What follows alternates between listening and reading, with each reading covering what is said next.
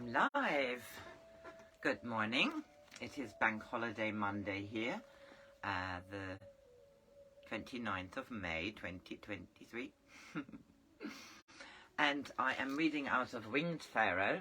It's a book written by Joan Grant, published 1937. Joan Grant was a seer. She used to write books about her own past lives. This book was plays in the time of old ancient Egypt, before the flood and before Babylon, so it's a long time ago. We are here at chapter 8 of the fourth part of this book. She is undergoing her ordeal, and if she manages it all, then she will be co-ruling with her brother Nea, the land of Calm, as Pharaoh. She is been shut into a tomb for several days, has no light, nothing, and is traveling to find out things. Chapter 8, the place of records. Then I went to the place of records, where the keepers of the great scales of Tahuti take those of mankind who cannot themselves look into the past. And here they show them those things that are reflected in their future, so that upon earth they know what of their free will they should do to adjust the balance. Excuse me. To adjust the balance. It is like a great hall of audience, and the walls are of a smooth whiteness. Yet they who come here see it as though it were a place of earth records, in the form that in their own country such things are kept. Some there are who see it as a storehouse of clay tablets, and to some the records are carved upon sheets of gold, or scribed in bright colours upon a vellum page. Some see them in the likeness of a papyrus rolls, or frescoed upon a temple wall. In whatever form they see them, among the records there is one on which they see their true name, and none other can they read. And when they hold it in their hands, they see what they must know for the hastening of their long journey, like a vision in a looking bowl, like sleep memory, yet clearer. I saw an old man of the dragon people. He held in his hand a tablet of white jade, and in it he saw himself as he was in his last life, when he was the son of a gardener, and his work was to tend the peonies of his master. But he sorrowed when their petals fell, and he longed to capture their beauty upon silk. His master knew of this, and he took the boy into his house and had him trained in the way of a scribe. That boy is now a man of riches in his house, in the dwelling place of things of great beauty, of jade and ivory, chalcedony, and bronze, and fragile porcelain that is smooth as oil. And a man who was once the master that befriended him is poor, and works in the rice field. And in the morning the man who read from the tablet will meet him as they go to the temple, and they will talk to each other of the gentle philosophies of these people. And they will walk home together, and forget that one wears an embroidered robe and the other a coat of blue cotton, and their friendship will have been renewed. Then I saw a woman who is barren. She was shown how once she had a child that died when it was 6 years old, and in the morning, when she rides upon her litter through the streets, she will see a little boy playing in the dust, and though she will not remember him, she will find that there is love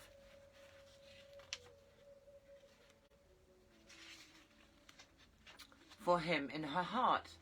And when she finds that his parents are dead, and that he lives with his great uncle, a silversmith, who is grudging of his charity, she will give the old man a bag of gold and take the child with her, and they will be happy together. For her son, who died 200 years ago, will have returned to dwell in her house. Then I saw a boy who, when he last lived, had been tortured to make him betray a friend, and his body had triumphed over his will, and he had spoken against his heart. And this had shadowed his days, for he had known himself as coward. Now he is the son of a goatherd in Minoas, and he is happy in his gentle life, smooth as the pastures that he walks among.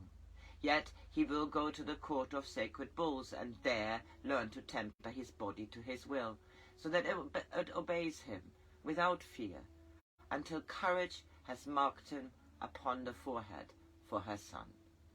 That was chapter 8. The next one is entitled The Place of Weather.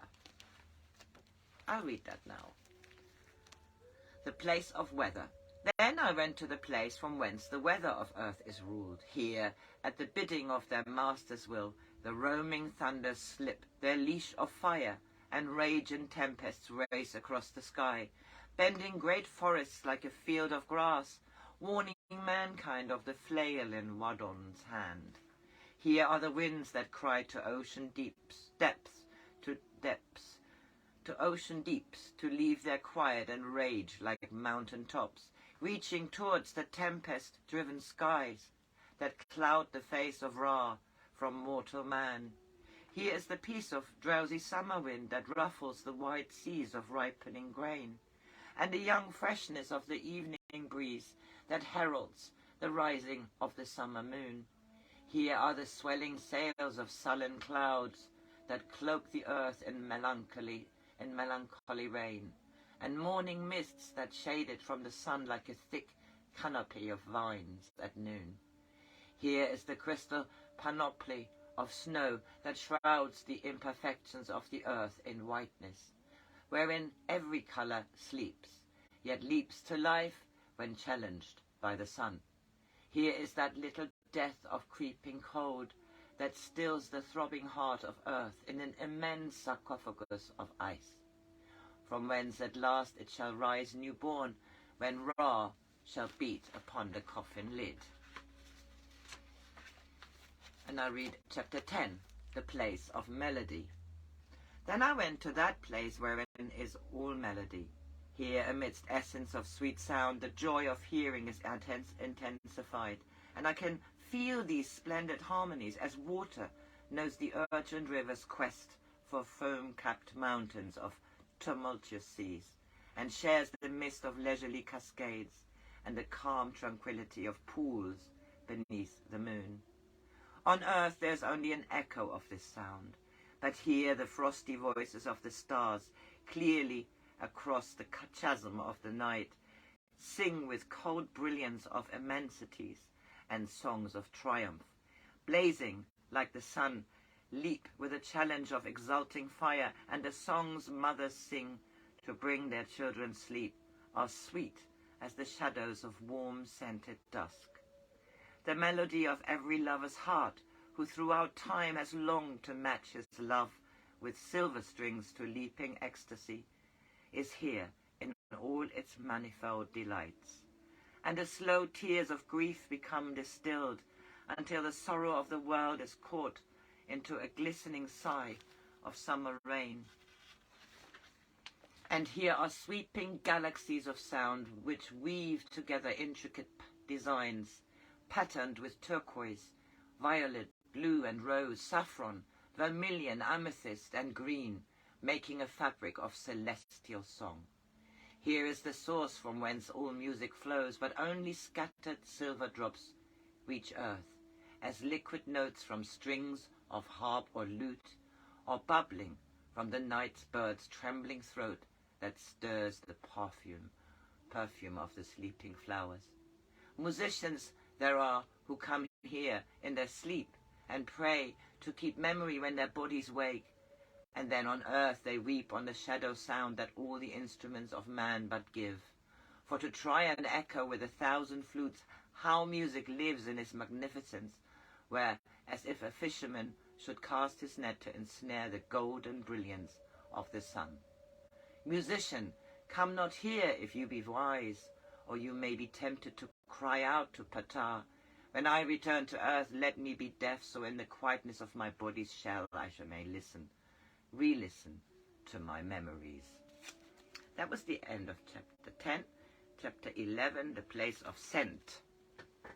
Next time.